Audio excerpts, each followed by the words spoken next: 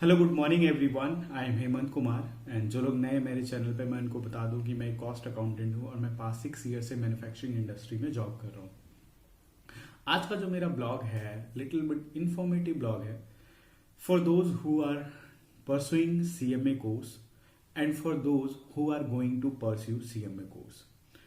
तो यार as you know that इस समय बहुत सिचुएशन खराब है। होल एशियन कंट्री जो सफ़र कर रही है एक्सेप्ट चाइना, कोरोना वायरस को लेके केसेस बहुत ज़्यादा बढ़ते जा रहे हैं। ऐसे में कुछ जॉब ऐसी भी हैं जो कि वर्क फ्रॉम होम थोड़ा सा इम्पॉसिबल हो जाता है। मैं ये नहीं कह सकता कि मतलब एकदम से इम्पॉसिबल है, नहीं कर सकते हैं, but somewhere somehow it is quite not possible. Like manufacturing sector में अगर मैं बात करूं तो जितने भी मैन्युफैक्चरिंग कंपनीज हैं, जितने भी मैन्युफैक्चरिंग कंपनीज के जो एम्प्लॉयज़ हैं, लाइक लेबर हुए, कुछ स्टाफ हुए, वो वर्क फ्रॉम होम नहीं कर सकते। मैं अगर अपनी भी बात करूं तो मैं कितना भी वर्क फ्रॉम होम कर लूं, मुझे प्लांट विजिट पे जाना ही पड़ता है। तो इट्स क्वाइट इम्पॉसिबल कि मतलब कि तुम वर्क फ्रॉम होम कर लो और सेफ रहो। तो मैं ऑडिट पे निकला हूँ अभी, मतलब प्लांट के अपने ऑडिट पे। तो मेरे लिए तो बहुत रिस्की रहा ट्रैवलिंग करना, पूरे सेफ्टी के साथ फेस शील्ड लगाना, फेस मास्क ऐसे करके ट्रैवल करना, फिर प्लांट में विजिट करना, तो एक्सेट्रा एक्सेट्रा। तो इट्स क्वाइट इम्पॉसिबल कि आप ये कोर्स के साथ अगर एक मैन्युफैक्चरिंग इंडस्ट्री में एज अ कॉस्ट कंट्रोलर और as a cost accountant job कर रहे हो तो वर्क फ्रॉम होम का थोड़ा सा इशू रहता ही है। बहुत रेयर चांस मिलता है कि आप वर्क फ्रॉम होम कर पाओ, otherwise you have to go. आपको प्रोसेस देखना ही देखना है, आपको बहुत सारी चीज़ें देखनी पड़ती हैं।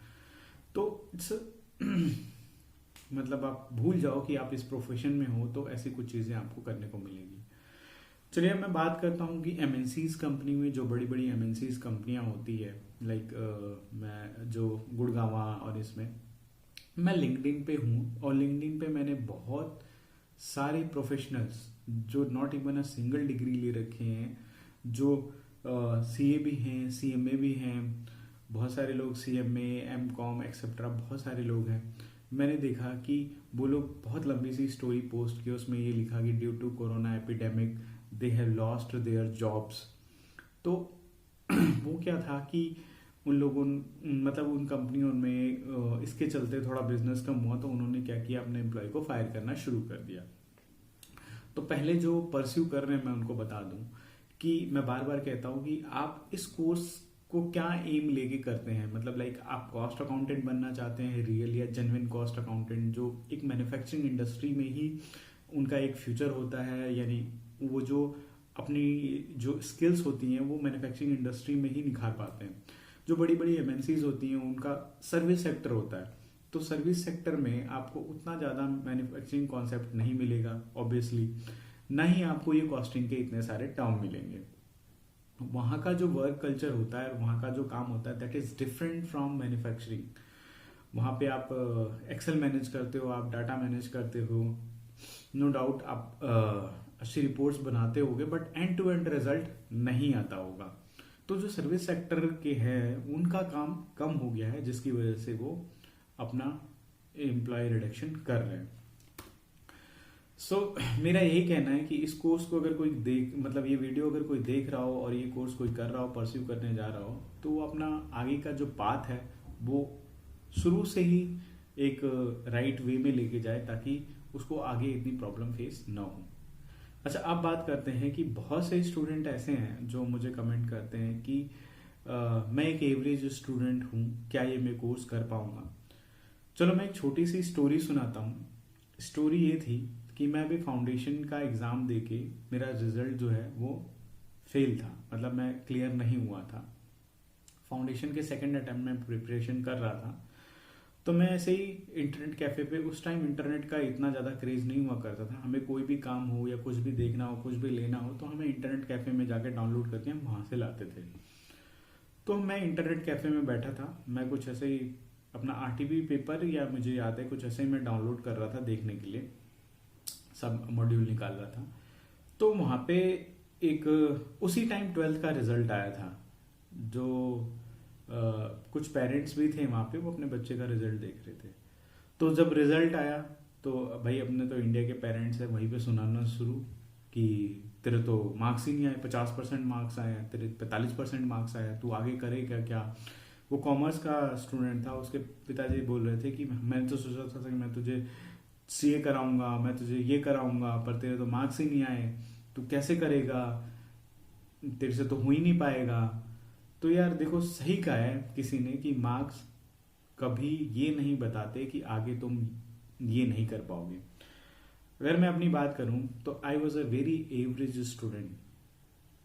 मैं बहुत ही एक एवरेज स्टूडेंट था, बहुत ही एवरेज स्टूडेंट। किसी चीज़ को समझने में मुझे भी बहुत टाइम लगा करता था।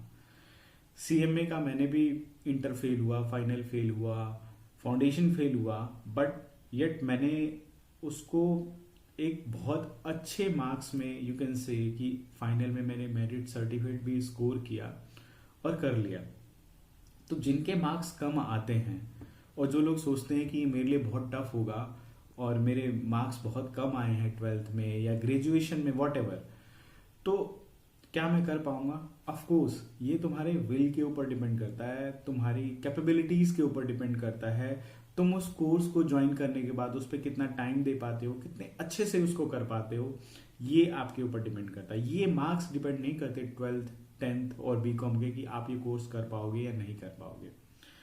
तो मैं यही कहना चाहता हूँ कि आप अपनी कैपेबिलिटी को चेक करो, अपने पेशेंस को चेक करो कि क्या आप इतना टाइम दे सकते हो, क्या आप रेगुलर इस कोर्स को पेशेंस के साथ परस्यू कर सकते हो।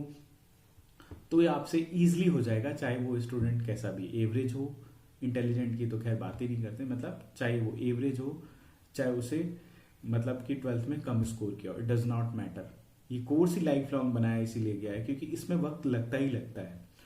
बहुत कम लोग होते हैं जो एक एक अटेम्प्ट में सारा कोर्स क्लियर कर पाते हैं। उनकी प्लानिंग अच्छी होती है, उनकी कोचिंग अच्छी होती है, उनके कॉन्सेप्ट्स अच्छे होते हैं, वो थोड़ा अच्छे से या फिर टाइम दे पाते हो, वट एवर इट इज। देखो मेरा एक अटेम्प्ट में हुआ नहीं तो मुझे नहीं पता कि कैसे लोग प्रिपरेशन करते हैं। कोशिश मैंने हालांकि पूरी की कि मेरा फर्स्ट अटेम्प्ट में ही सारी चीज़ें हो जाए। मैंने पूरी डेडिकेशन के साथ टाइम दिया इस पे, बहुत अच्छे से हार्डवर्क भी किया, बट समहाउ कि मतलब अब जाहिर सी बात है कि कहीं ना कहीं लाइकनेस रही होगी जिसकी वजह से मेरे अटेम्प्ट लग गए हर ग्रुप में।